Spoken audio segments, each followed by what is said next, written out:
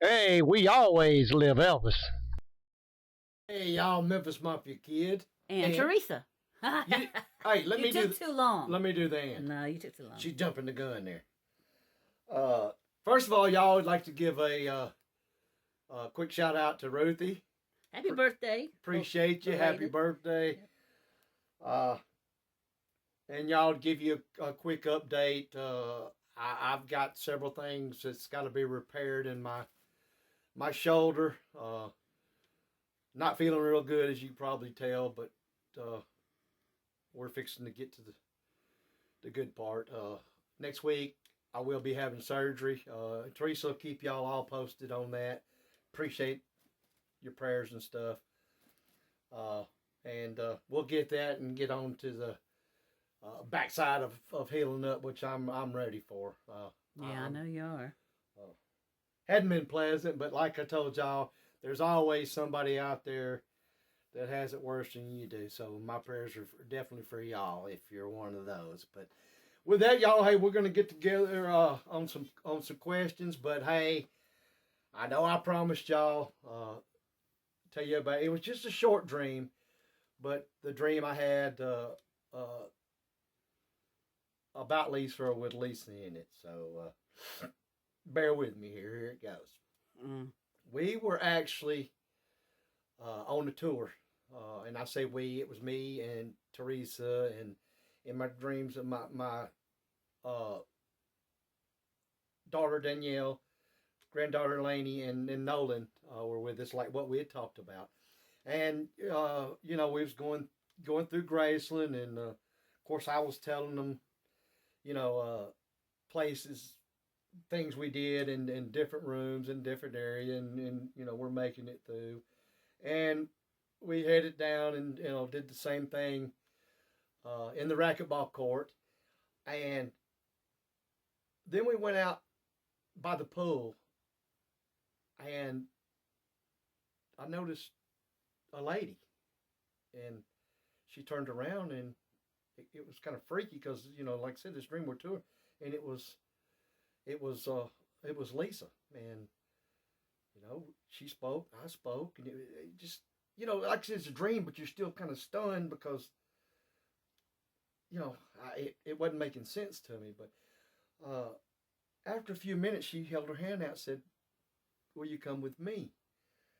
And I said, "Yeah, where we going?" And she led me, into the pool. But before that, what I was going to say is she had a shirt that was open, kind of on the sides, and she had like these I guess you gills, these like slits, like three or four down You can't watch The Boys with me anymore down the, what are you talking about? because the character of the Deep, he has gills on him like that. Oh, You don't okay, need to well, watch that yeah, anymore. and I don't know, maybe that's where it comes from, but anyway, and that was weird. But anyway, she had got me, by the hand. I gave her and let me in. We went into the pool in the Chalet Inn, and we kept leading and getting deeper and deeper, and then we got in the deep end, and she like pulled me under, and at first, okay, but then it got to where I wasn't able to hold my breath, and I could see, and she's breathing, and just as I was just starting to like choke or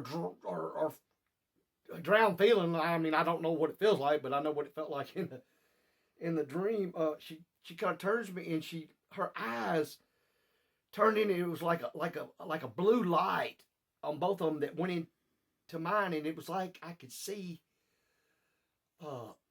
into her head, and it was just like a video of all the things, not all, but a lot of the things we did, riding golf carts, playing, and just like different little, I'm making sense, different little scenes or whatever you want to call them. And just before I'm seeing all that, and just before I blacked out and actually woke up out of my dream, I come to, and I was standing at her gravesite, and it was just, it was weird and freaked me out because as y'all know, or most of y'all know, I haven't even been up to her gravesite yet. But anyway, I don't know why you'd want to dream that right before you have surgery. Yeah. Let's hope your mama don't see this video, because she's not gonna like that. Well,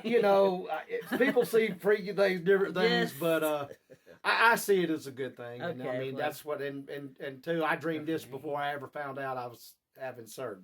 So. Okay. But promise to share that with y'all. So weird.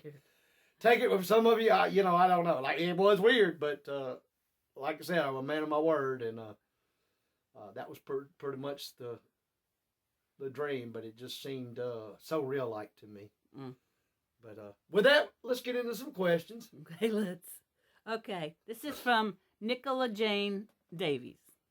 I watched a YouTube short telling that one of the Memphis Mafia would need to check a lady's feet before Elvis would meet them, because Elvis disliked ugly feet. Is there any truth in this? There is truth in that, and he may have with some of the Memphis Mafia, and my mama's told a story. Mainly, it was my mama. He would have go down there and kind of Joe Smith. Yeah, and kind of inspect them. But that is true. Now, like I said, he may have had some of the guys do it too, but Mama did it many times. So. Okay, the Tiny Bubbles one. I have read Vernon was a twin who Elvis believed was his real daddy, who was killed on the railroad.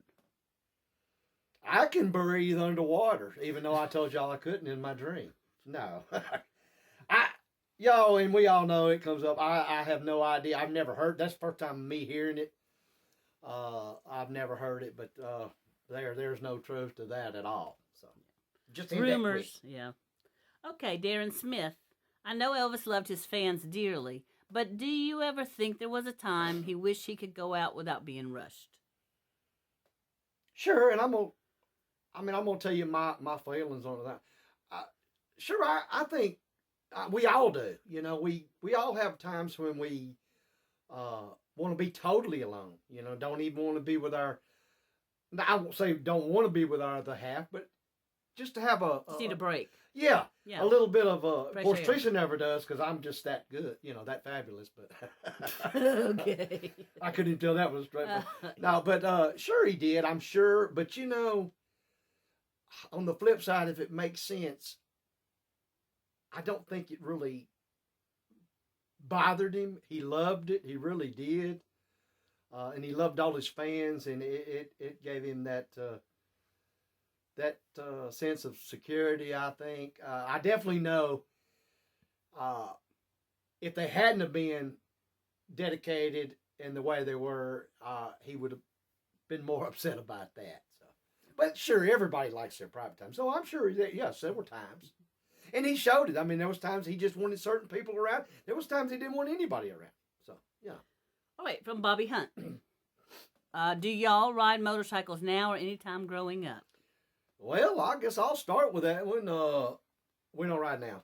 I don't even know how long it's been. A couple of years, 2-3 years ago, I talked about it on one of our videos. I had a motorcycle wreck. Got run off the road, and it busted me up. Broke 4 ribs and gave me some road rash on parts of my body, my shoulder, my hip, my butt. We did used to ride. Teresa, we used to enjoy it, love riding. Teresa, you motorcycles and 4-wheelers. Yeah. Rode a lot of it.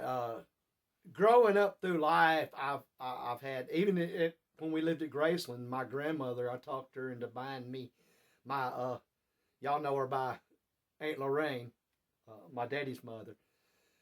Talked her into buying me and Joey back then they were called a Honda 50, and they looked just like a little Honda motorcycle. They were, but it was a mini bike, and we rode that thing all right. And then growing up through life, like I said, we've had mini bikes, 3-wheelers when they come out with them, 4-wheelers, side by sides, and then the bigger motorcycles. But after that, family, mama and Daddy, and of course, my daughter and Teresa and everybody, and we was worried, and things just ain't what they used to be. So it's not as safe on the road. and I know how I felt, and I just couldn't take another Mm-hmm. another thought. Don't get me wrong. Yeah, that I'll one was always have the love to ride. I love it.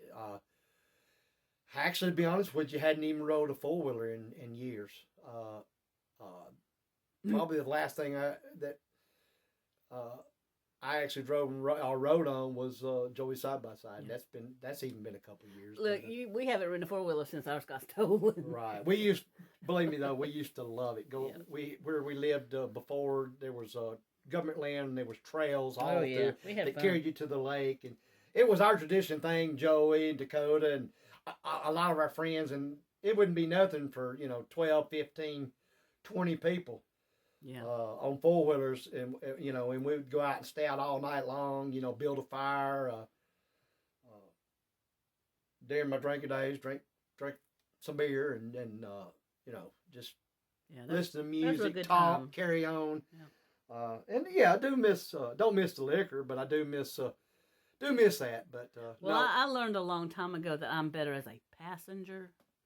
You are a good passenger. I'm a good passenger, but I tried learning when I was 20, 21 on it wasn't the Helix, Honda Helix. It was the smaller version at that time. Then got a bigger one, but I didn't drive that. I was trying to learn on the smaller one in a parking lot in California. And my hand, I'm kind of partially ambidextrous, so making my hands work together. So anyway, whatever the hell that means. I hit the. I can't even pronounce it. I hit the accelerator instead of the brake, and I hit a curb in the parking lot around a tree, and I had a really bad rash around my throat from the helmet, and I never tried again. Hey, we appreciate that question, but I guess the final answer is we no longer ride anymore. No, I don't think my back could handle it. Yeah, especially not a 4-wheeler. Okay, Kevin R. 8431. Danny, when you transferred to 8th grade in Mississippi, what were the kids' reactions when they found out you were related to Elvis? Now that's a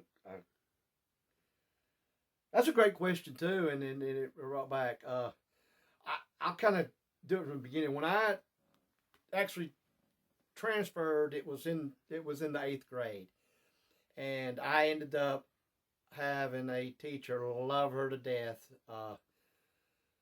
Loved her then, still love her today. Miss Bobby Crider. Miss Crider was her name, and somehow or another she found out, and and I guess word kind of. But she would actually, during her class, sometimes we would get our work done, and we would watch parts, or if we had time, some of the Elvis movies. And of course, me and her come in, but with my friends and other students, it's like I said, for the most part, everybody was good with it. Most of them, like I said, thought it was cool and out there. However, though, the majority were my friends, and we just, we talked about other bands and, Elvis too. And then, it's like I told y'all in the past, there's always one or two out there, and that, they didn't have to like Elvis. That's fine. Just,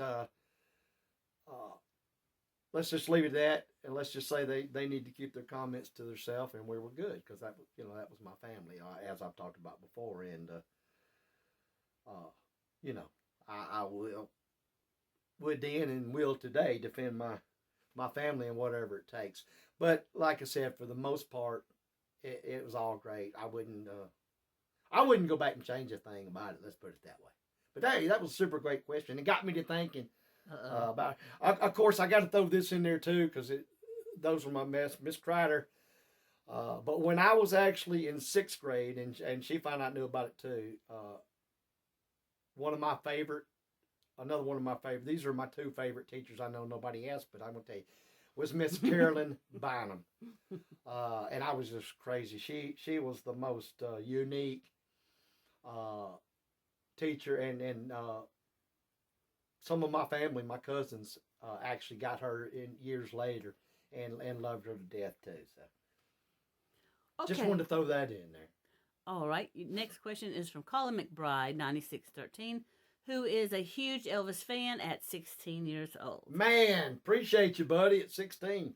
Okay. And Colin says, my question for you is, if you ever had any serious one-on-one conversations with Elvis, and what would they be about?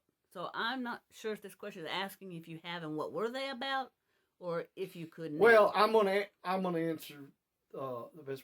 Sure, I've talked about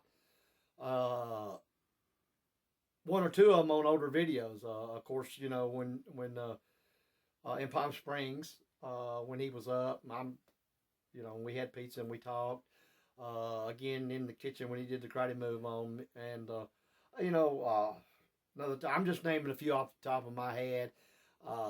But yes, we did, and most of them that I hadn't already shared, I'll shared. Some of them, I may not. Just like I said, some things we do, but I did, and that's another great question.